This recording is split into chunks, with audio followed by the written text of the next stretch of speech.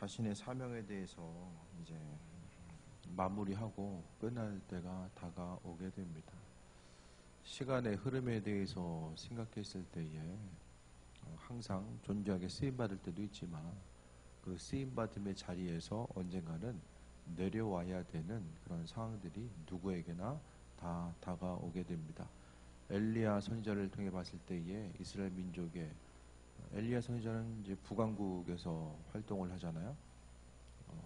환난과 어려움의 시기 가운데서 하나님의 선지자로서 부름을 받고 또 여러 가지 이제 쓰임 받고 하늘에서 불이 내리며 또 존귀하게 하나님의 일하심과 인도하심을 바라보면서 쓰임 받았던 사람이 바로 엘리야의 모습입니다. 그런데 이제 그가 하늘로 갈 때가 이제 된 거예요. 그래서 2장에서 보게 되면 그러니까 엘리야는 하나님께서 자신을 부를 때가 언제인지에 대해서 알고 있었고 뿐만 아니라 이 당시에 보게 되면 신학교가 있었던 거예요. 선지자를 양성하는 그러니까 하나님의 일꾼들을 양성하고 그런 이 선지자 학교가 있었다라는 사실이 이제 성경을 통해서 비춰지게 되는데 엘리야가 자신이 이제 하늘로 올 때가 되니까 엘리야뿐만 아니라 주변 사람들도 이제 그 사실에 대해서 엘리야가 말했는지는 모르겠지만은 주변 사람들이 이제 반응하는 거죠. 그러니까 어떤 장소의 리더십이 바뀌게 되면은 좀 뭔가 혼란과 불안의 요소가 다가오기 마련인데 오늘 좀 그와 같은 상황 가운데서 주변에 있는 사람들이 엘리사를 향하여서 그 엘리야 선지자가 하늘로 올라갈 때가 됐다고 하는데 그거 알고 있습니까? 계속해서 이제 물어보는데 엘리사 선지자는 뭐라고요? 조용히 해라, 잠잠해라.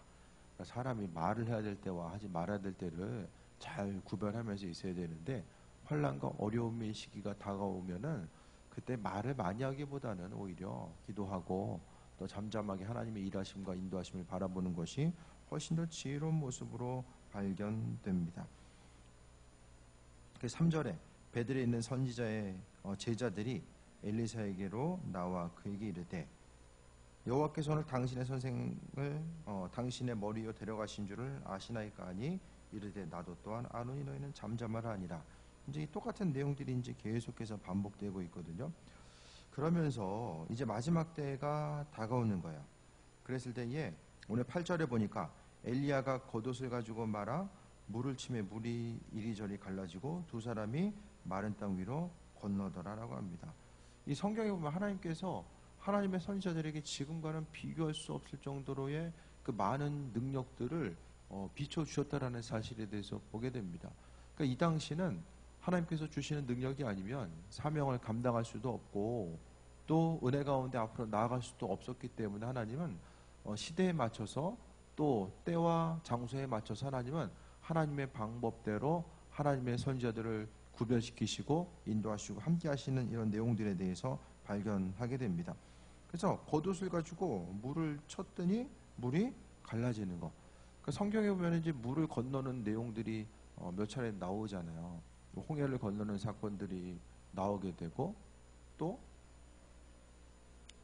이제 길갈에서 이스라엘 민족들이 요단강을 건너는 모습들도 나오게 되고 오늘 본문도 이게 물이 갈라져서 건너는 모습들.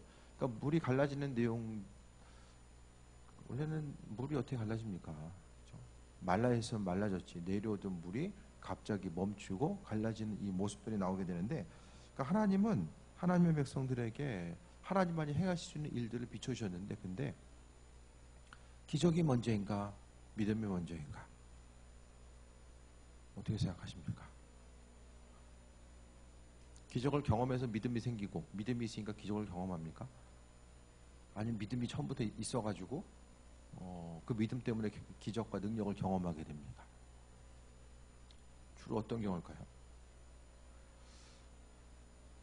간증은 그래서 중요한 것 같아요. 내가 경험해보지 못하면 다른 사람들이 하나님을 경험한 것에 대해서 듣고 또 그것을 통해서 내가 믿음이 생기고 그것을 통해서 하나님께서 나를 통해서 행하실 일들에 대해서 기대하는 거죠. 그 다른 사람들 간증하는 거 들어보면 무슨 생각하십니까, 여러분? 하나님께서 행하시는 그런 일들과 능력을 듣고 또 옆에서 이제 봤을 때에 어떤 생각이 드십니까? 없다. 그러면은 부러운 거로 끝나는 거고, 뭐 그럴 수도 있겠구나. 하나님 이렇게도 일하시네.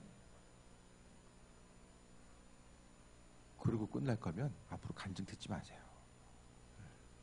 맨날 들어서 뭐예요? 그거 성경에도 더 많이 나와 있어요. 하나님의 능력과 인도하심은 옆 사람 얘기 안 들어도 성경에 더 많이 나와 있거든요. 간증을 통해서 중요한 것은 저 사람은 저런데 왜 나는, 예? 나에게 하나님께서는 왜 동일하게 역사하지 않을까? 그것에 대해서 마음에서 올라오게 되는 어떤 그 울분, 이 어떤 한이 되는 것이 아니라 마땅히 누려야 될 것들을 누리지 못하는 그 울분이 분명히 있어져야 돼요. 마음의 뜨거움이 분명히 있어져야 된다니까요. 그게 없이 그냥 단순하게 그런가 보다. 뭐 비슷한 예가 될지 모르겠지만은 부모님이 옆집에는 몇 점 맞았대더라. 그 얘기 듣고 부러워서 하는 거예요? 아니면은 좀 자격증 받으라고 얘기하는 거예요? 우리는 맨날 20점, 30점 받는데 옆집에는 맨날 100점 맞아. 그러면은 그 왜 얘기하는 거예요? 동기부여를 해주는 거잖아요. 간증도 그냥 그런가 보다 하고 그러면은 부모 입장에서 더 이제 열받는 거는 애가 감각이 없어. 옆에서 이제 옆집 100점 맞았다 이제 얘기하면은 빨리 저기 나가서 놀다 올게요. 이제 그 얘기하는 거야. 아무리 100점을 받든 2만 점을 받든 뭐 그거 자체가 전혀 들리지 않는 거예요. 그냥 나랑 상관없는 얘기야. 네. 그 집 식구는 그 집 식구는 나는 다. 뭘 말씀드린지는 알겠죠? 하나님 말씀이 들려졌을 때에 그것에 대해서 그런가 보다 하게 아니라 왜 그 말씀이 내 삶의 여정 가운데 누구는 맨날 하나님 이렇게 일하십니다. 저렇게 일하시고 그분의 음성을 내기 이렇게 말씀하십니다. 계속해서 이야기하는데 누구는 평생 신앙생활에도 주의 음성이 뭔지 전혀 감각도 없고 뭐가 뭔지 하나님의 음성과 그분의 뜻을 발견하는 것 자체에 대해서 이게 생소하게 느껴지기만 하면은 그 고백하는 사람들, 하나님께서 말씀하신다라고 고백하는 사람들이 믿는 하나님과 내가 믿는 하나님은 다른가? 1부 리그, 2부 리그 나눠져 있습니까? 수업 시간에도 그 신약 과목을 듣는데 1, 2부 리그가 나눠져요. 1부 리그는 철저히 공부해가지고 발표하고 질문 받아야 되고 2부 리그는 부담스러운 게 2부 리그예요. 2부 리그에서는 그냥 과제만 내면 돼. 근데 숙제가 좀 시험도 봐야 되고 과제도 해야 돼. 부담스러운 게 싫다 하면 그냥 2부 리그 가는 거예요. 근데 예를 들어서 이제 박사과정, 신약 과목이면 신약의 박사과정이 2부 리그 가려고 그래. 그럼 교수님이 이제 째려보죠. 1부 리그에 마땅히 있어야 되는 사람은 거기 머물러야 되는 거예요. 1부 리그에 있어야 되는 사람이 2부 리그가 있으면은 이거 애매한 거야. 내가 마땅히 1부 리그에서 누려야 되고 힘들고 어렵지만은 그것을 돌파하고 하나님의 일하심을 발견하면서 또 앞으로 그 다음 단계로 나아가야 되는데 그냥 좀 부담스럽다 해가지고 그냥 2부 리그에 머물러 있으면은 다른 사람 보기에도 이게 덕이 안 되고 가르치는 이 입장에서도 이게 별로 바람직한 게 아닌 거예요. 오늘 본문을 통해 보면은 엘리사 선지자는 그의 스승이었었던 엘리야를 보면서 하나님의 일하심을 발견하게 되는 거죠. 그 앞에 보면 엘리야가 한참 사역할 때 엘리사 선지자가 어떻게 뭐 반응했는지는 성경은 잘 기록하고 있지는 않아요. 하지만은 나중을 통해서 오늘 보게 되면은 하나님의 일하심 자체, 그러니까 엘리야 선지자를 통해서 하나님이 이렇게 일하시는구나. 하나님의 사람들을 하나님께서는 이런 방법으로 이렇게 역사하시는구나. 그것에 대해서 이제 본 거예요. 그러니까 신앙 공동체가 중요한 게 그것 때문이거든요. 하나님께서 어떻게 일하시는지를 교회 공동체 가운데 분명히 볼 수 있어야만 해요. 교회가 크든 작든 교회 공동체를 통해서 이 시대 가운데 하나님께서는 어떻게 역사하시는지 뭐 TV 틀어야지만 알 수 있는 것이 아니라 교회 공동체에서 그 부분이 반드시 이루어져야 됩니다. 하나님을 향해서 하나님, 내 교회의 좋은 모델이 되고 싶습니다. 하나님께서 일하심을 나타내고 경험할 수 있는 그 좋은 모델이 우리 교회로부터 출발하고 또 그것을 통해서 다른 사람들에게 온전하게 전해지길 원합니다라고 믿음으로 고백하고 나아가는 그 역할들이 있어야 되는 거죠. 그러니까 엘리사에게는 엘리야라고 하는 스승이 있었기 때문에 그것을 통해서 하나님의 일하심과 인도하심 그것에 대해서 알게 되었고 또 하나님은 어떤 분이신가 어떻게 역사하시는가를 보고 들은 거예요. 그러니